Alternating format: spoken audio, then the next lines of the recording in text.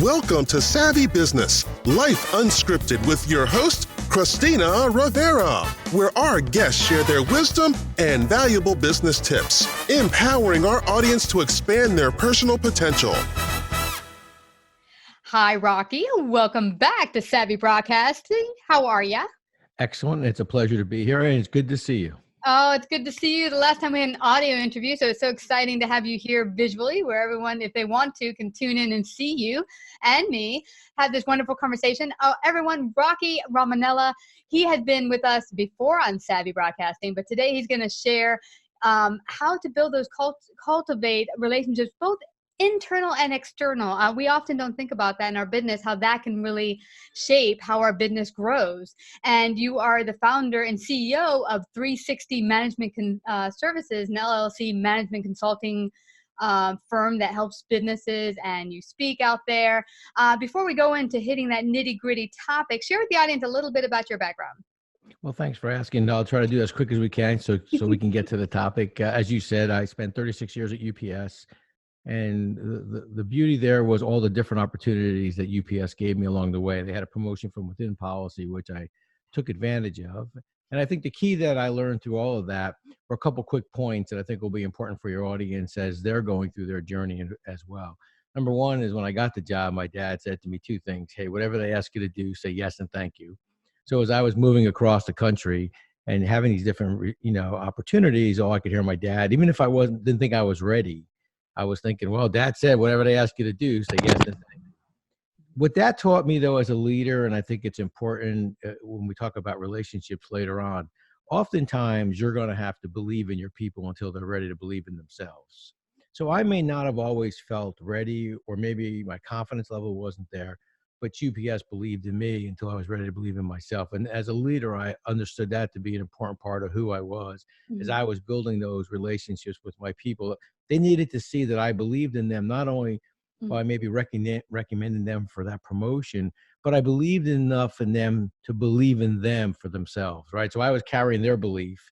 Then we got to that kind of break-even point where, their kind of knowledge and experience, they were able to carry themselves. But that's when, as a leader, and you understand that relationship piece, you take a step back, and that's when you don't overmanage them, right? Because now they got the skills, they've got they're ready to go, and so you let them fly. And so that was the first thing. And the second thing is, he said to me, learn your job and learn some more. And so I never felt like, I ever arrived. I was always trying to seek new knowledge, understand more, and kind of grow with things as they were growing. So I think that was such an important part for me growing. Retired from UPS after 36 years, many different responsibilities and assignments.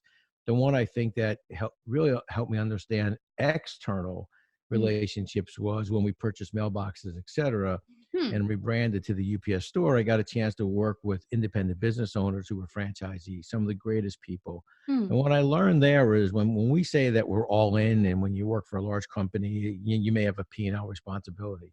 Nobody's more all in than a small business owner, right? Oh my gosh. They take everything they own, they slide it across the table and That's say, right. okay, I got everything I own in this. And I think the thing you really learn is at the end of the day, they hit the cash register, the door opens, and they pay their people, pay their vendor, and what's left is what they take home for their family. So I kind of learned that through working with the small business owners. And so great career opportunities were given to me, and certainly took advantage of them. Retired from UPS, took on a job as a CEO of a telecom company. We built cell towers, upgraded cell towers, had a sale there. And now I started this business. I'm in 360 Management Services, where we do keynote speaking, leadership training, and process improvement. And we predominantly work with small business owners. Wow. You've had such a fantastic career, but you've put so much on the table here. And what I'm gathering from you that your dad said was so important is to always say thank you and just, yes, you'll do it. Yeah. And it's interesting. One of my first bosses said to me, so many people come out of college and they're like, well, I just want to make all the money and without putting the effort forth. But what I like that you mentioned here is that you went out based on what you got from your, UPS career and what your dad instilled in you, is that being that leader that, for one, you passed on, I'll believe in you until you can take up the reins and believe in yourself. And then UPS also did that for you. And I think that's one key point that I think business owners and employees can take alike, that to put that forth, to believe in yourself, believe in your coworkers, to all be there and believe in each other to help each other grow. Oh, I think that's what kind of starts to foster that team spirit, right? Hmm. I believe enough in you until you're ready to believe in yourself, and you start to build those really lasting relationships. Well after I retired from UPS, people say to me, "What do you miss the most about working at UPS?" It's the people. Yeah. It's the ability to see those people, work with those people, and the other thing is, as no matter how good your job is, it's Mhm. never a perfect day.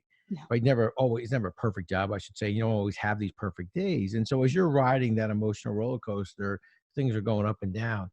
It's the people that really get you through those days. When you're having that rough day, when someone comes over to you and says, "Hey, I've been there, hang in there." Hmm. Those are the kinds of things that help you through difficult times. And it's always about the people you work with, the people you've met along the way, the people you've mentored, and frankly, the people who've mentored you. So Hmm. relationships go deep and wide, and they really are the things that help you through a lot of difficulties. And certainly, as you know, in your personal life, it's the same thing, right? It's your family, it's your friends, it's the people that you engage with that help you through those difficulties. And so I think there's so much in common, both in work and out of work, where Mm. those key traits, help you through all those things. Wow, it's so amazing. And it's interesting. I don't know if I told you this in our past conversation, but I had a boss just like that who believed in me until I could believe in myself and inspired me to go way out there. In fact, he was the one that inspired me to start my own business. He was like, "Go do it. You'll be way successful." I was like, "I don't know about that." But what is your advice for, say you're a manager or you're working in a business, and you feel like, I don't know if I can trust these people. That's one of the biggest things I hear from small businesses. I'm scared to let go and just let them do it because it's my baby, it's part of me.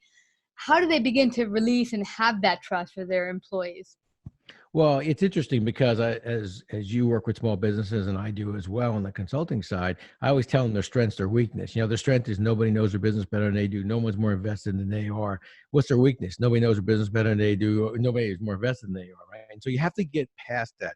And so you do it incrementally, right? It's like, okay, I'm going to give you this piece of the business. I'm going to explain it to you. I'm going to show you how you do it. And then I'm going to watch you do it. Okay, you got this. You can do it. And I think you just do it incrementally, and you allow them the confidence. Oh, I got this right. Because I think sometimes what people fail to realize is they're nervous about giving you the reins. Hmm. Most people are nervous about taking them because they don't want to let you down. Yeah, that's true. Right. And so I think what happens is you're trying to, like we talked before, that belief, you're trying to get them over that nervousness of taking this additional responsibility. Mhm. And by you helping them, you're actually helping yourself get more comfortable giving them the responsibility.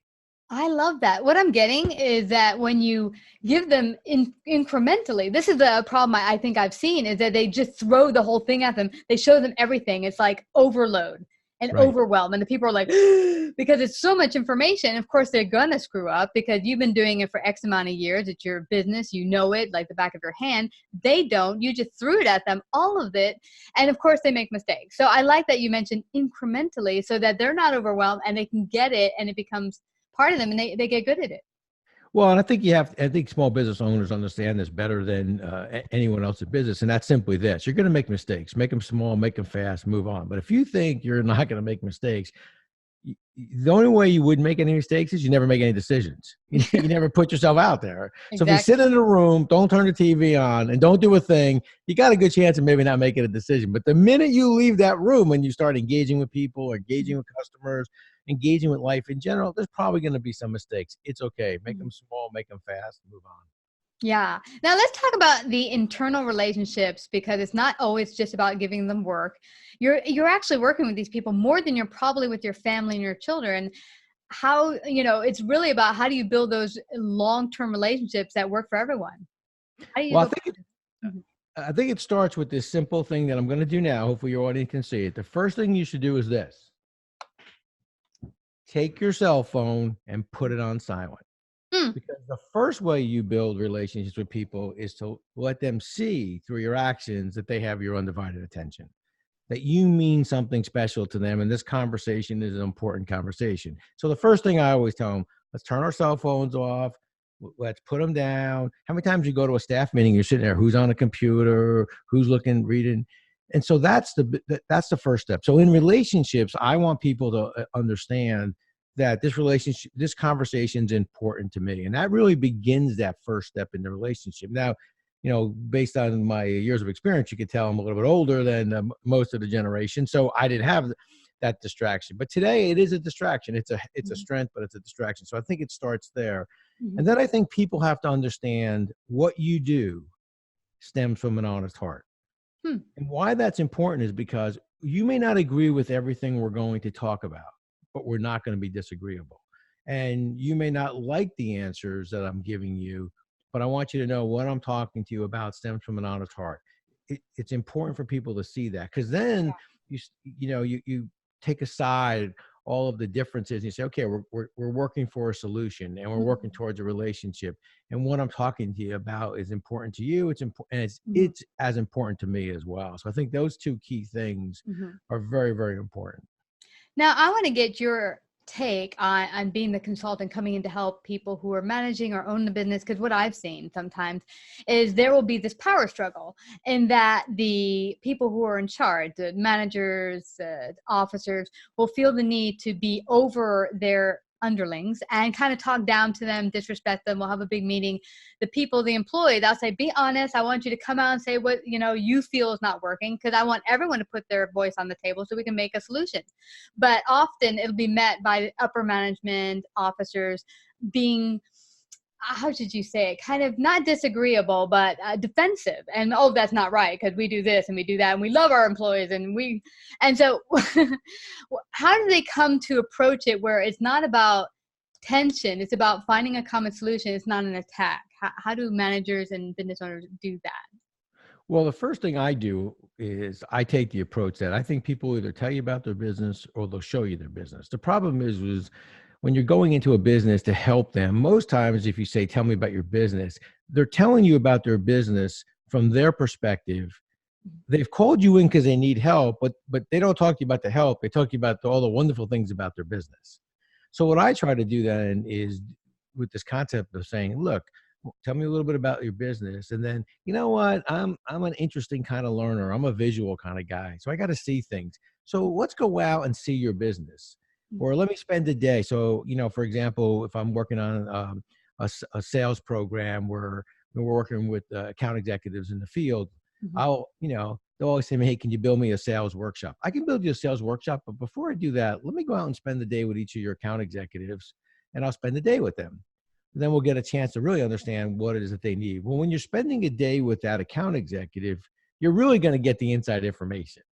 You're really going to learn the business. Or if it's in a manufacturing situation, hey, let me go out and spend a day with the shop foreman, or spend a day with, who's that, long-term employee that really kind of understands your business better than anybody else.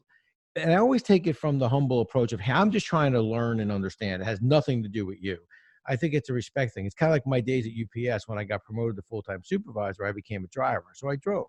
So from that day forward, I always realized that whatever I do and take on, the first thing I want to do is kind of try to walk a day in their shoes. We bought MBE. We branded to the UPS store. The first thing I did when that became a direct report to me was spend the day in the store, put an apron on. So that breaks down a lot of those barriers. So I try not to even get them in that position where we're going to go back and forth over what they think is right and what I may think is wrong. I always say, hey, show me the business. I just want to understand it a little bit. And that really kind of changes the dynamics a lot.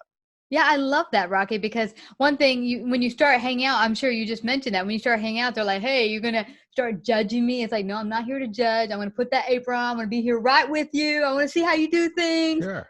Because it's not about putting you down. And I think that's what the employees will feel sometimes. Oh, this consultant's in here. He's going to see what's wrong with me and they're going to fire me or something. And that's not what it's about.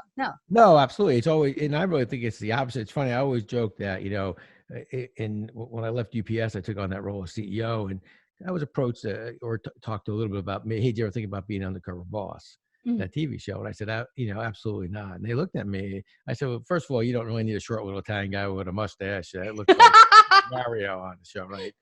And they laughed. And I said, no, I appreciate it, but that's probably not a good deal for me. But the real reason internally, which I feel like, is I would never want to be undercover boss. It would break my heart that nobody knows who I am as the boss.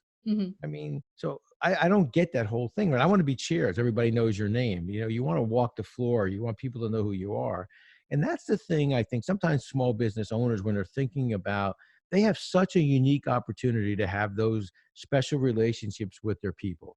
Yeah. You look, people, they'll get out of college and they want to work for Amazon or they want to work for some of these large tech companies. I understand why, but that small business owner is a great place to start because let's face it, Jeff Bezos isn't walking around Amazon warehouses talking to everybody. Mm-mm. But as that owner, you can have a very special relationship with all of your people. You can walk the floor, you can ask them how they're doing, you can thank them for coming in and be so sincere about it.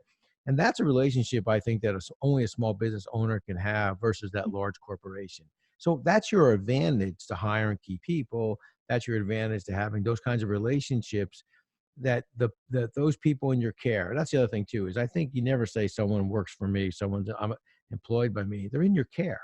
Yeah. So the people in your care inside your organization have to know that you care enough about them that you're going to take that walk in the morning. You're going to ask them how things are going. And that's a differentiator. And that's a relationship that you can have as a small business owner that's difficult to have in a large corporation. So take advantage of that relationship.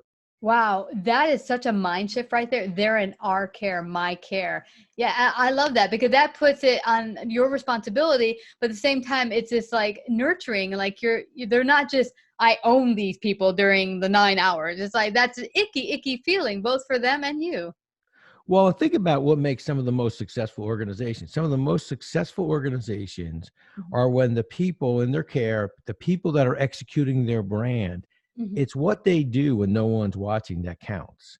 Mhm. And they're going to do the right things if they feel they're part of something special. If I feel like I'm part of this organization, and even though they're not the owner, they feel like they're part of ownership, right? Because I'm in this family, I'm in this company that cares about me and I care about them.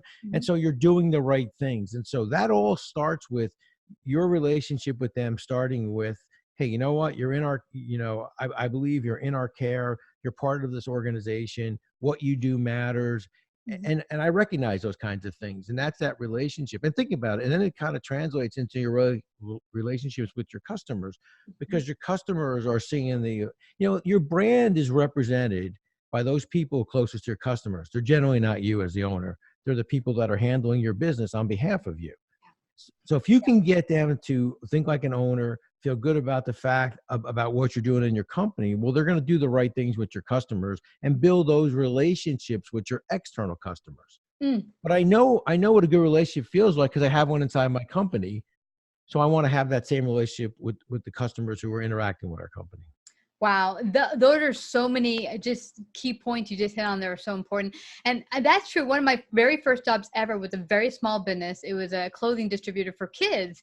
I was there 6 years. It was family. It was awesome, and I took it very serious when I dealt with customers because the customers were an extension of this company, and I wanted to do right by them. I wanted to put forth the right message and right image for the company I was working for because they were so awesome. When I left 6 years, they had a dinner for me. The president still saw me in the street several years later and stopped to shake my hand. How are you? I mean, those are relationships that are just so awesome. And I like what you're saying. Anyone who's just getting out of college, don't say I just want an Amazon or something because you're missing out if you don't, look into possibly working for a small business. Oh, absolutely. And I think that this whole concept of relationship is so important, the timing of it, because, there's so many, opportunities that are out there in the job market today. Mhm. If you look, the latest reports that you read here in the US, for example, is, there's more jobs than actually people to handle the jobs. Mhm. And so I think one of the concerns small business owners have is how do I compete for top talent against the likes of an Amazon or a Google or, Apple, whatever. And you know, those are household name companies that, people, if they tell someone in their family says who you're working for, it's easy to say I'm working for Google. Be like, oh, you're working for Google.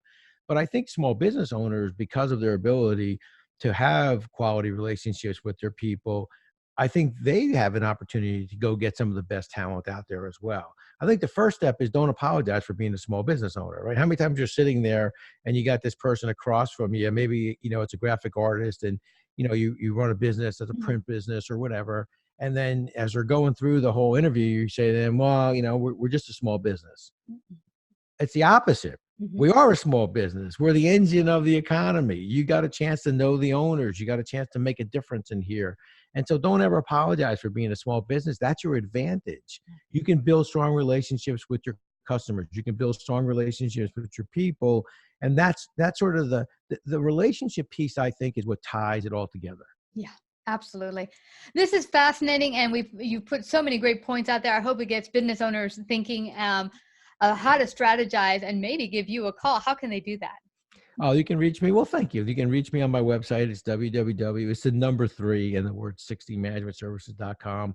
Very interactive. I answer all the emails and questions myself personally. My email address is Rocky, Rocky, Romanella, Romanella @gmail.com. Feel free to give me a call. And a lot of these concepts I build out in my book, Tighten the Lug Nuts. If you're interested in the book, it's on Amazon, it's on Barnes and Noble. And for every book this year, we're donating $1 to the Jimmy Galvano Fund to find a cure for cancer. So I feel like we can give back as well. So and I think you'll see it's a fun book. I enjoyed writing it, and the reviews have been, people enjoy reading it. So that's good. Nothing would have been worse than writing a book that put people to sleep. Hey, I needed to sleep tonight, so I read that book. So it's been fun to get the reviews. So you can reach me there, and absolutely, if I can help in any way, please. Or if someone has a question through you, you can always reach me, and I'll answer that as well. Well, thank you so much, Rocky. You've given so much wonderful wisdom today. Thank you so much for coming to Savvy Broadcasting. Well, it's my pleasure, and it's great to talk to you again. And as always, you are an outstanding host, well prepared and very thoughtful in your questions. So thank you. Thank you, Rocky. If you like this episode, please share. To hear more Savvy episodes and Savvy Biz tips, go to lifeunscriptedradio.com. To become a guest or participate in paid sponsorship, email us at Christina@lifeunscriptedradio.com.